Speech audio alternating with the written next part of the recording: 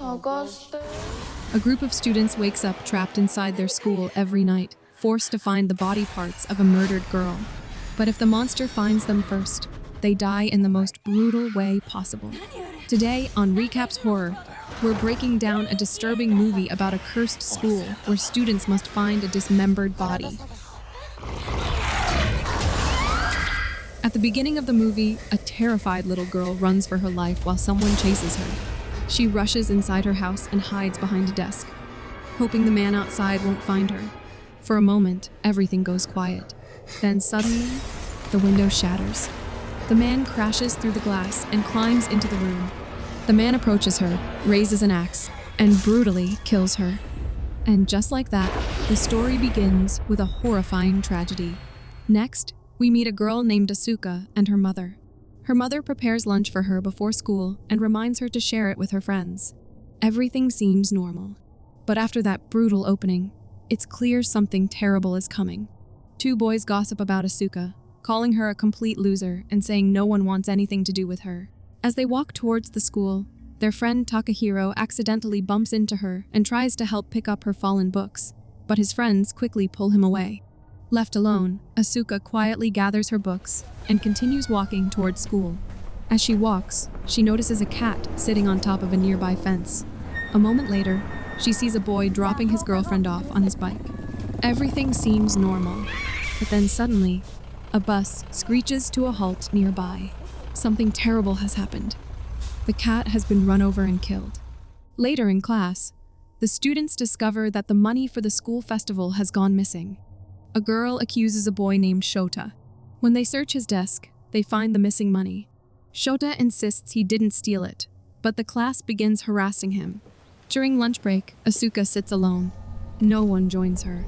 Just as she is about to start eating, something suddenly catches her attention. She looks toward a nearby water tank, and what she sees horrifies her. Several blood-covered hands are slowly reaching out from inside the tank. Just then, some workers suddenly arrive in the area and asks her to move. Asuka walks to the back of the school, where a man digging a hole in the ground. He seems to be burying something. Suddenly, the man turns toward her, but then he simply turns back and continues his work. Just then, a strong gust of wind blows through the area, and a flower pot suddenly falls. As the man walks away, a girl appears behind Asuka and says she needs her to find her body. Asuka quickly turns around, but there's no one there. That night, Asuka receives a message from an unknown number. Do you know why the red person is red? Another message follows, because they are soaked in blood. Then a final warning appears. If you are caught, there will be a bloodbath. The messages keep coming. Uneasy, Asuka throws her phone on the desk. But suddenly, the phone begins vibrating. Then it starts moving on its own. Terrified, Asuka hides under her blanket as the phone continues sliding across the desk. Something strange happens. Asuka suddenly finds herself inside the school chapel. And to her surprise, several of her classmates are there too. In the middle of the room sits a coffin. Shota says he saw the same mysterious girl earlier. In fact, everyone there seems to have seen her. Shota reveals something disturbing. According to him, they are all trapped in something called the body search. As the group steps outside, they suddenly hear a scream, and they are horrified to find Atsushi's body, cut completely in half. Ri quickly reaches for her phone to call for help, but Rumiko suddenly crashes out from a window. Now it's clear. They are not alone. Then they notice a shadow moving in the class. Realizing something is hunting them, the group rushes toward the exit, but the door is locked. Takahiro grabs a brick and tries to break the lock, but the brick shatters. With no way out, they run back inside the school and hides there. Suddenly, Shota is attacked by an invisible force. The others watch in horror as he is slammed against the wall again and again, until he finally dies. Ri tries to escape, but before she can get far, something unseen grabs her and drags her away. Moments later, her lifeless body is thrown down the stairs. Realizing the entity is still chasing them, Takahiro quickly grabs Asuka and pulls her into a nearby classroom. He locks the door and tells her to hide under the bed. But seconds later, the door begins to shake. The entity is trying to get in. Takahiro desperately holds the door shut, but suddenly the entity throws him across the room. The door slowly slides open. Helpless, Takahiro watches as the entity enters. Moments later, it brutally kills him. From under the bed, Asuka can only watch in terror. Then suddenly, something grabs her leg and drags her out. Standing in front of her is a little girl covered in blood from head to toe. The red person. Terrified, Asuka tries to run, but the girl suddenly leaps onto her. After a desperate struggle, Asuka manages to push her away, but the red person stands up again, twisting unnaturally. Before Asuka can escape, the entity jumps on her and forces its hand down her throat, killing her instantly, and the nightmare begins all over again. The next morning, Asuka wakes up in her bed. At first, she thinks everything that happened was just a nightmare. She tells her mother about the terrible dream, but something feels strange. Her mother packs the exact same lunchbox as the day before, and again tells Asuka to share it with her friends. On her way to school, the same events begin happening again. That's when it hits her. The day is repeating. In the class, the same argument breaks out. A girl accuses Shota of stealing the festival money, but this time, Takahiro rushes over and angrily asks him about the body search. He pulls Shota outside the classroom and demands answers.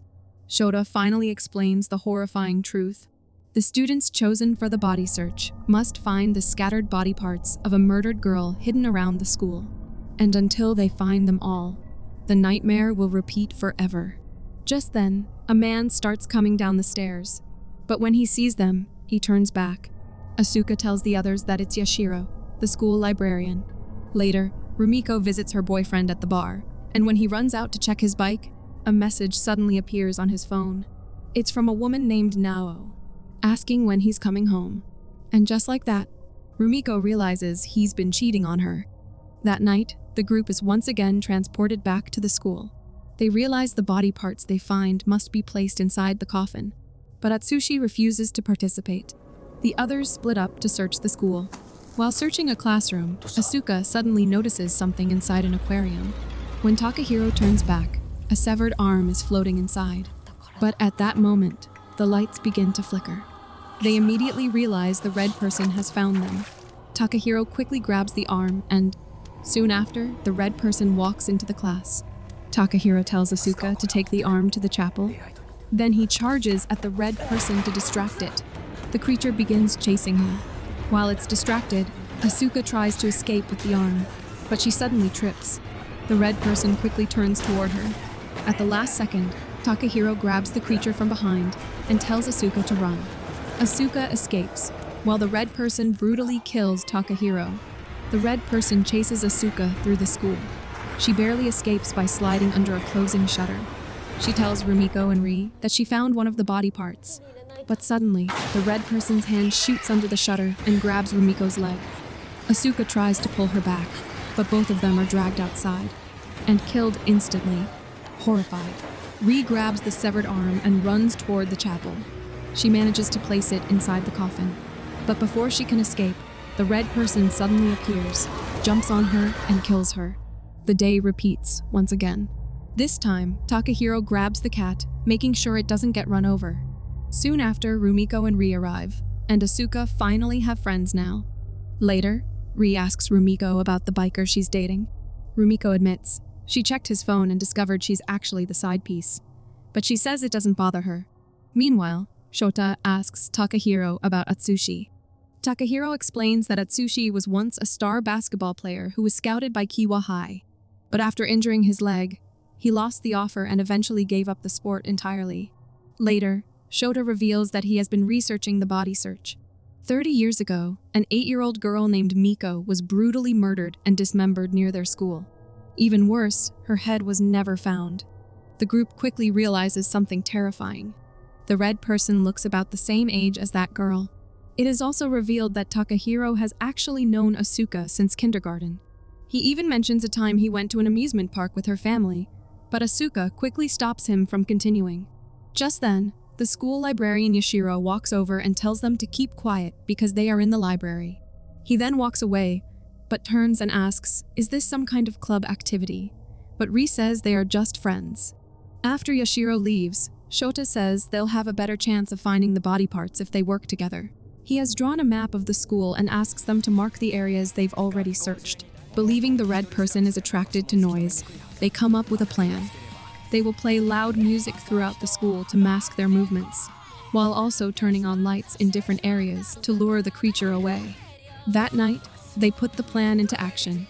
Shota keeps track of the red person's location while Takahiro distracts it. Meanwhile, the girls manage to find another body part. Shota quickly takes it to the chapel and places it inside the coffin. Surprisingly, the plan begins to work. Night after night, they manage to find more body parts and place them in the coffin. Although many of them die during the process, the next morning the day resets and they try again. Within a few days, they manage to collect most of the missing body parts.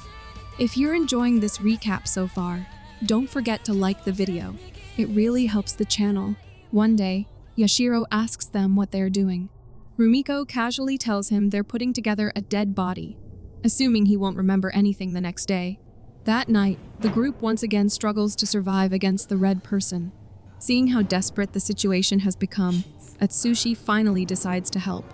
He grabs one of the remaining body parts and runs toward the chapel. Just in time, he places the leg inside the coffin with the other parts.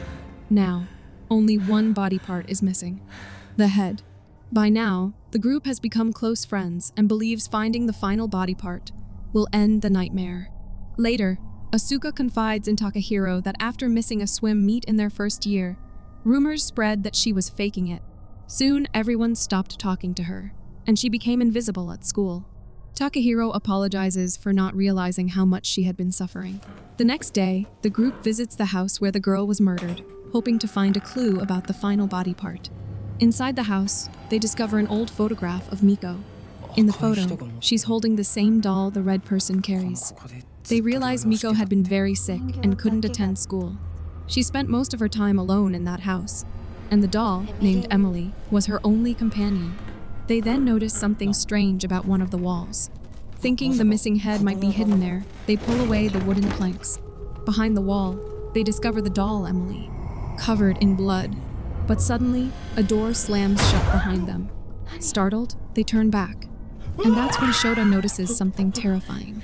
The doll is gone. Realizing something is terribly wrong, the group panics and quickly runs out of the house.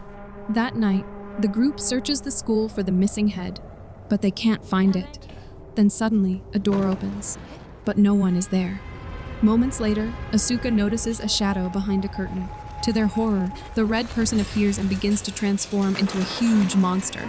Suddenly, the chapel begins collapsing, and the terrified group tries to escape. But two of them are killed immediately. The others run upstairs while Shota hides behind. Moments later, a locker falls on him, killing him instantly. Meanwhile, the others hide inside a classroom, but the entity soon breaks through the door. Now they realize the truth. The creature is no longer just the red person. It has become a fusion of the red person and Emily. The monster suddenly grabs Takahiro and lifts him into the air. Desperate to escape, he tries to fight back, but the creature throws him aside, killing him. Ri tries to run next, but the monster lunges towards her, catches her, and brutally kills her in front of Asuka. Now Asuka is the only one left. She runs out of the classroom, desperately trying to escape. But suddenly, the creature bursts through a nearby window. Asuka climbs onto a narrow ledge outside the building and clings to a metal pole. The monster lunges toward her. The pole suddenly breaks. Asuka falls, and suddenly wakes up. Later, Takahiro tells Asuka he couldn't find the cat. Moments later, the bus suddenly slams on its brakes, and the cat is run over again. When they arrive at school, something terrifying has changed. Ri is gone. Another girl named Sawada is now the class president. Confused, Rumiko confronts her. But Sawada asks a strange question. Who is Ri? Takahiro asks the entire class if anyone has seen Ri. But none of the students even recognize the name. It's as if Ri never existed. The group gathers outside, trying to understand what's happening. That's when Asuka realizes the truth. Ri was eaten by Emily the night before. Shota then explains the horrifying rule. If the creature eats you, your entire existence is erased from the world. Now the group begins to panic, because it means there may be no escape, and they could all be erased. Asuka rushes to find Yashiro and discovers him burying the cat that was run over in front of the school. She immediately confronts him and asks if he knows anything about the body search. But Yashiro calmly says he has no idea what she's talking about. Asuka isn't convinced. She tells him that every time the group gathered to research the body search, he was always nearby watching them. Then she walks over and stands beside a flower pot. Asuka quickly catches the pot before it falls. She tells Yashiro she knew exactly when it would happen, down to the second. Yashiro finally reveals that he once experienced a body search himself in high school.